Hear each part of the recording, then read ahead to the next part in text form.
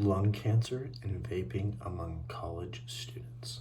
Understanding the health risks and trends by Rocco Pepe. Vaping has become increasingly popular on college campuses throughout pretty much the nation and other states as well.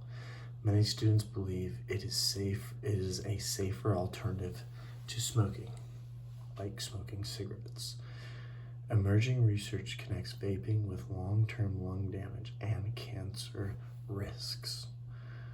The goal is to explore the relationship between vaping and lung cancer in young adults among campuses and see how that tends to lead them to become long-term smokers. Inhalation of aerosolized liquids using e-cigarettes or vape pens. That is what vaping is. Ingredients often include nicotine, THC, polyplain guaiacol, flavoring, and heavy metals. Some examples of those are like Juul bars, Elf bars, and Puff bars are common brands among students among the nation, as well as in high schools too. I remember when I was back in high school, there'd be some kids doing stuff like that too. So it's not just college, and as you can see, once you start at a younger age, you can keep going until you get to college.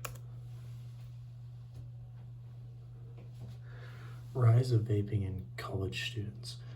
Over 22% of college students report regularly e-cigarettes used, and that is by CDC in 2023.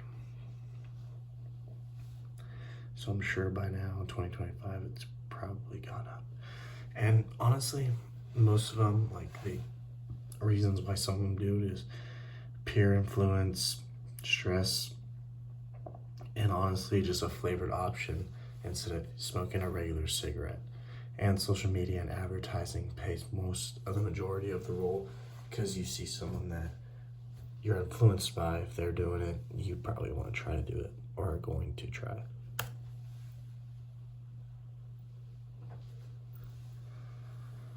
Health risks of vaping. Acute effects, shortness of breath, chest pain, and coughing. Long-term lung inflammation, decreased lung function. E-cigarettes or vaping product using associate lung injury. E-VALI. Increased exposure to carcinogens like formaldehyde and aldehyde are really bad for your health and obviously not your lungs in general. So that affects your long-term health if you continue to do it. Vaping and lung cancer, the link. While long-term data is limited, early studies suggest a correlation because vaping damages lung cells and DNA. That's the same. Promotes tumor development in lab studies. That's from another article. Certain chemicals and heavy metals are carcinogenic. So you think it's not as harmless as it really is, and you come to realize that they kind of both tie in together. Misconceptions among college students. So this is like people's excuses pretty much. It's just flavored vape. It's safer than cigarettes. There is no nicotine, so I can't get addicted. Many users are unaware of the lung cancer.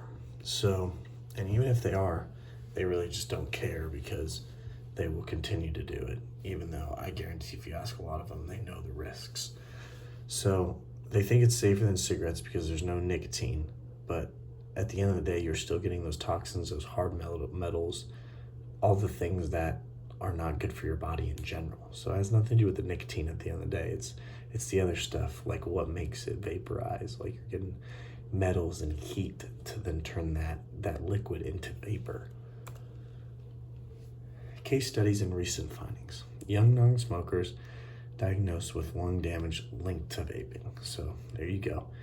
University Health Centers report rise in respiratory issues. So that means it continues to happen, and and your respiratory system is just not doing good because of the vaping. American Journal of Respiratory and Critical Care Medicine 2022, vape users had higher biomarkers linked to cancer risks.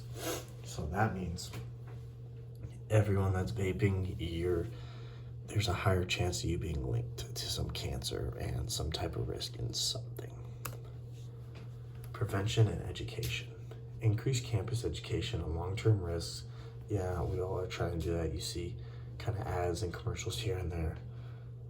Provide support for ascension, canceling, nicotine replacement. So again, yeah, we're trying to do that, but at the same time, it's more of like the person themselves. It's if they want to change, they can do that. They can fight that fight.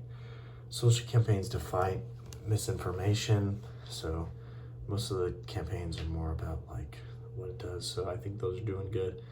So continue to do those, as in those ads and stuff that I mentioned a little bit before. And partner with the student organizations. Like there's stuff like that everywhere. There's help you can find everywhere. So pretty much you try to find what you can and find some help in some type of way. Conclusion: vaping is not a harmless trend. It has evidence that shows real health risks. Lung cancer may be a long-term consequence. Awareness, policy, and education are essential for prevention. College students must be informed to make healthy choices. And again, it's like, I know you're informed, but you got to listen to them at the end of the day. And then these are some of my references.